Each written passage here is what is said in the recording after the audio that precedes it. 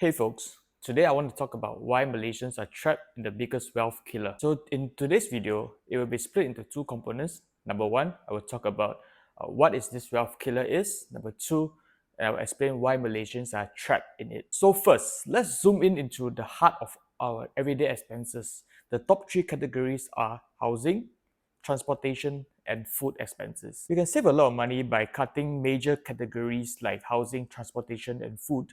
But I think housing isn't really the biggest wealth killer here, as it offers a roof over your head, it offers stability, and there's a chance of capital appreciation over a long run. About food, I think food isn't gonna be a biggest factor into wealth building. Like if you eat everyday normal food, it doesn't really gonna move the needle. So today, I'll focus on number one thing, which is owning a car. Let's take a moment to observe the traffic around you. This is really common sight to see where cars like SUV, crossover, mini SUVs on the road just cruise around with only one occupant in it. And by the way, fun fact, do you know that Malaysia officially has more cars, which is 36.3 million cars, than the overall population, which is 32.4 million? So let's delve deeper into the financials. Car loan, which is a lifeline for many aspiring vehicle owners, are experiencing a jaw-dropping surge. According to the statistics given by the government, car loans is growing at a crazy rate of 44.9% year-on-year growth. And it's really evident that the cars is just more than a vehicle, and they are really a financial burden to the people. So there are a few reasons why I say buying a car is the biggest wealth killer for Malaysian. Reason number one is depreciation. So what is depreciation? Depreciation is basically the difference between the value that you bought it at and the value when you sell it. So according to data, right, this drop of value varies between different vehicle, of course, and different years of make, but it's typically roughly between 15 to 35% in the first year and up to 50% or more in over 3 years. So reason number two, high purchase costs.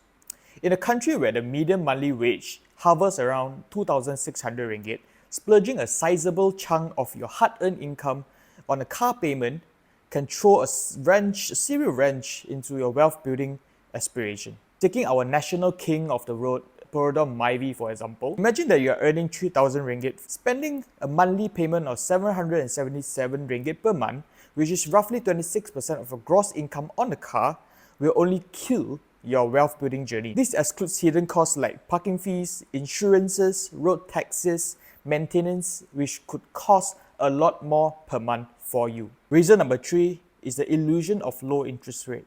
A lot of people think that car loan, which is a higher purchase loan, has one of the lowest interest rate of all the loans out there.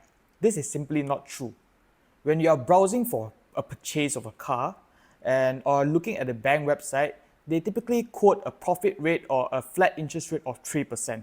You may think 3% is extremely low, but we should actually convert the flat interest rate to an effective interest rate to gauge the true cost of that loan. For example, a 3% flat interest rate is actually 5.64% effective interest rate if you are taking a 5 years loan with a 3% interest rate, flat interest rate here. So in comparison, a 5.64 effective interest rate is actually a much more expensive loan as compared to, let's say, housing loan, which is around 4%. Does this mean that Malaysians shouldn't buy a car at all? Not exactly.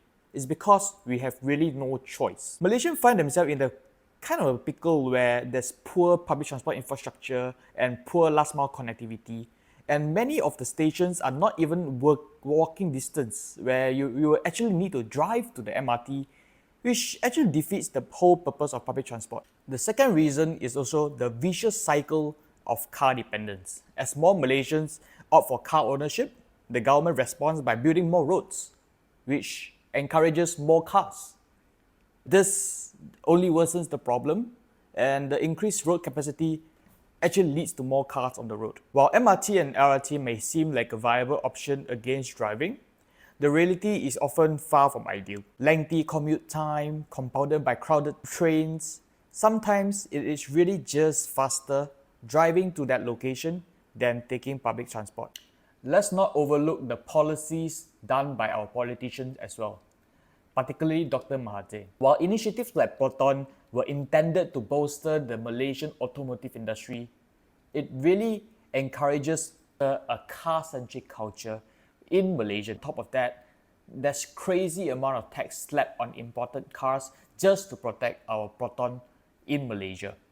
So you may be wondering, how can you deal with this? When it comes to buying a car, it's actually really important to find a car that is realistic to your income. A personal rule of thumb that I subscribe to is the car price shouldn't exceed my annual income. For example, if you're earning a monthly salary of 3,000 ringgit, you should look for a car in the range of 36k to 45k, in this range, plus minus multiple percentage here or there. However, this rule of thumb excludes the cost of loan, which may add on to the cost. If you're taking out a 40,000 loan, for example, over 5 years with a 3% flat interest rate, you're looking at an extra 5,400 ringgit in expenses. You can also explore second-hand cars at around 3 to 5 years mark, where it is considered still in a good condition and yet the depreciation has already hit the car. This way, you can get good value for your money, and the money saved can actually buy you more fuel or upgrade your accessories in the car. Thirdly, when you manage to increase your salary or you manage to pay off your car loan, it's really important to ask yourself, do you really need to upgrade to another car? Because by doing so, it's basically subscribing to yourself to an annual subscription of financial burden. If you're working at big firms, chances are all those offices are really nearby public transport like MRT and LRT stations. So maybe consider this. You can actually rent nearby to the office or even buy a place nearby public transport. So this will actually significantly cut down your time and your transportation costs. Let's be real here, no one wants to stuck in the traffic for hours a day. Look, I get it. Cars can be super tempting. We need to be smart about it. By making informed decisions about your car purchase in the future and taking steps to minimize our transportation costs, we are moving closer to what I call wealth building. Thank you so much for watching. Comment what's your thoughts below and see you next time.